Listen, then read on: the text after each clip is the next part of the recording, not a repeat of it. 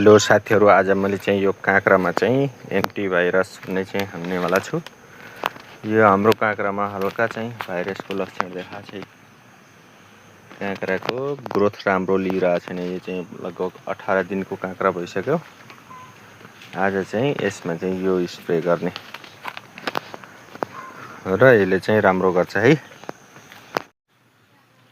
त्यो बुटो भइसकेको छ, तर यसमा चाहिँ यहाँ चाहिँ यो चाहिँ मनटाप चाहिँ पुरा हालेन, जुङ्रुक्क भयो। यसलाई चाहिँ हल्का भाइरसको लक्षण आइसकेको छ। यसमा चाहिँ समयमै हामीले चाहिँ यसलाई चाहिँ इलाज गर्यौं भने पा मनटा हाल्न कम भइसकेको छ हैन। त्यो भएर यो चाहिँ मेरो यति एरियामा छ।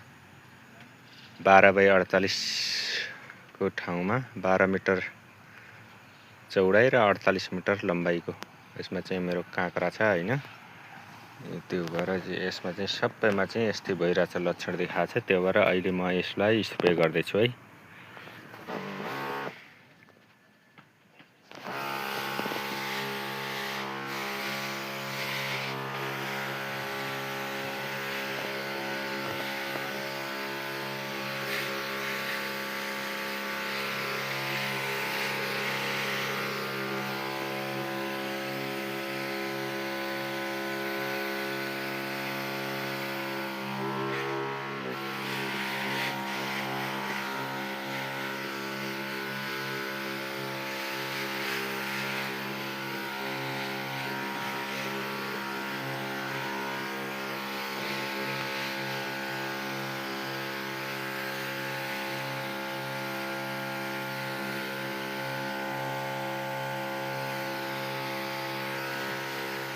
यो स्प्रे गरेको अब यिनी बिरुवा ठिक भएपछि फेरि अर्को भिडियो हाल्ने छु, हेर्न सक्नुहुन्छ कस्तो हुन्छ भनेपछि नेचुरल चाहिँ काँक्राको बिरुवा कस्तो हुन्छ भनेर हैन।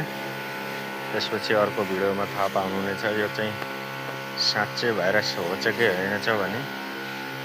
यो चाहिँ लगभग 4 दिनपछि चाहिँ यसको चाहिँ रिजल्ट आइहाल्छ। त्यसपछि म अर्को भिडियो बनाउने छु।